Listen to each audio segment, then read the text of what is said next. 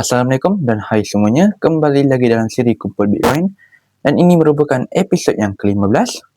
Dan seperti biasa, sebelum aku start video ni, nanti what I say is financial advice. So sebelum korang membeli ataupun korang terjun dalam dunia cryptocurrency ni, do your research and analysis.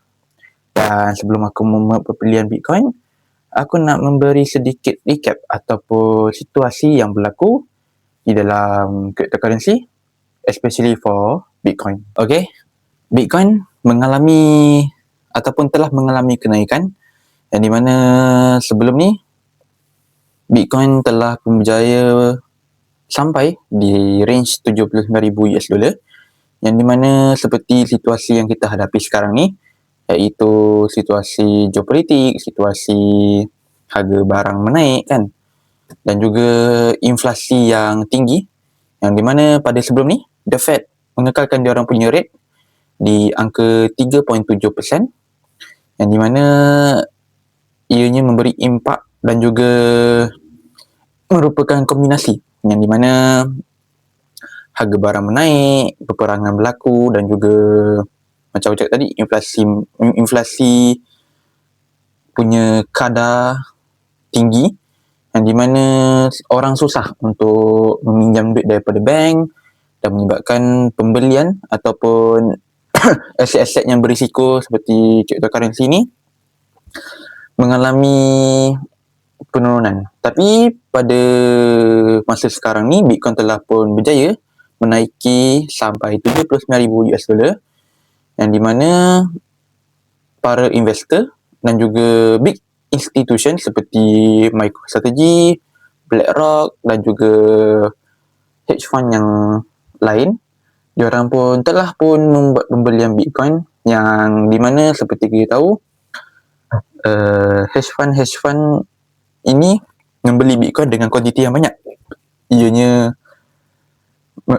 dibeli secara ETF ataupun kita panggil Exchange Traded Fund, yang di mana diorang boleh membeli Bitcoin sebanyak yang mungkin ataupun sebanyak yang mereka mahu, dan ianya tidak memberi impak lah, ataupun memberi keadaan yang macam tiba-tiba menaik secara tinggi di market biasa seperti kita as a retail trader, as a retail investor. Dan ini juga menjadikan satu clue ataupun satu pergerakan lah yang boleh cakap berani daripada big institution, yang di mana diorang membeli Bitcoin di masa yang tidak stabil ini. Yang seperti kita tahu, Iran dengan US masih belum membuat sebarang perjanjian ataupun deal yang di mana diorang bersetuju antara dua pihak untuk berhentikan peperangan yang berlaku di Middle East. Pada minggu lepas ataupun pada hari-hari yang sebelumnya, Selat Hormuz pun telah pun dibuka oleh Iran, yang di mana Iran membenarkan kapal-kapal tanker, kapal-kapal LNG, okey, yang diberi kebebasan ataupun diberi kebenaran untuk lalu di Selat Hormuz, dan ianya menyebabkan harga Bitcoin dan juga riski-riski aset yang lain mengalami kenaikan. Yang seperti kita tahu, harga Bitcoin sekarang telah pun mencecah 79,000 disebabkan oleh Selat Hormuz dibuka. Tetapi selang beberapa jam, Selat Hormuz telah pun ditutup kembali, yang di mana Iran membuat pernyataan bahawa Donald Trump ataupun US melanggar perjanjian yang dibuat oleh Iran dan juga diorang lah, yang di mana menyebabkan Selat Hormuz ditutup kembali dan menyebabkan harga aset-aset yang berisiko pun ikut menurun. Dan untuk sekarang ni, situasi yang sekarang ni, harga Bitcoin hanyalah di stuck di 76,000 dan mengalami penurunan lah di antara 76,000 sampai 77,000 US dollar. Ini menyebabkan Bitcoin mengalami sideways, yang di mana kita masih ada di situasi wait and see ataupun kita panggil fasa yang membosankan lah, ataupun masa ataupun tempoh yang membuatkan Bitcoin ni tidak tertarik sebab mengalami sideway dan juga belum ada kepastian. Dan seperti yang kita tahu juga, untuk pada masa sekarang ni banyak news ataupun event-event yang mengejut lah, macam tak ada kepastian lah, yang di mana macam sebelum ni slot Hormuz dibuka, tiba-tiba dia ditutup kan. So menyebabkan harga aset berisiko macam Bitcoin ni berada di keadaan sideway. Dia tidak menaik, dia tidak menurun. Dan aku nak cakap kat sini, ini bukanlah masa yang sesuai ataupun ini bukanlah masa untuk kita all in dekat aset-aset yang berisiko ni. Sebab nama pun aset berisiko.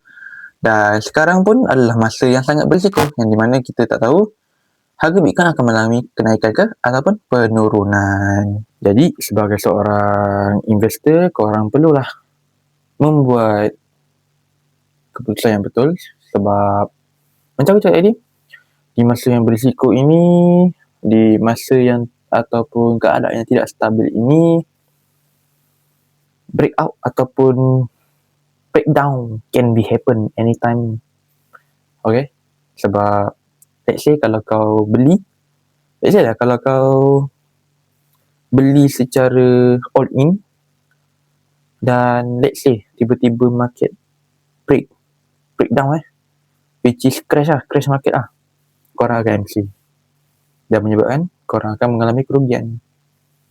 Jadi sebagai seorang investor perlulah berfikir secara jauh dan juga perlulah jauhi sifat untuk rasa nak cepat kaya. Dan disebabkan ada perasaan nak cepat kaya tu, korang akan all in lah. Korang akan, contoh let's say korang ada RM100 tu korang beli terus Bitcoin dan korang berharap market akan terus pergi atas ataupun market akan terus bullish. No man, tak ada. If like that, anyone be a investor.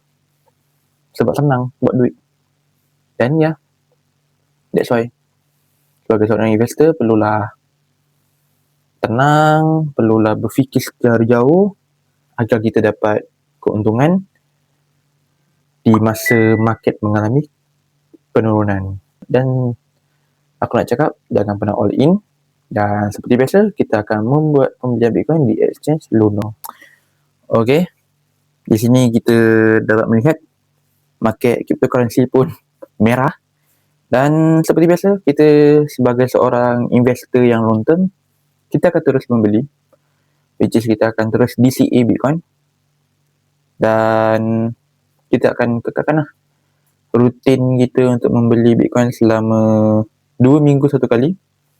Dan ya, semoga sampai dapat membeli McLaren lah. Okay lah, itu tipu ayah, okay? Cakap ya, okay? Sebab aku tak nak terlampau fokus lah, terlampau serius dalam video ni. Tetapi aku harap kau dapat belajar something. Dan seperti biasa, kita akan membuat pembelian Bitcoin. Dan seperti biasalah, langkah-langkah yang kita selalu buat.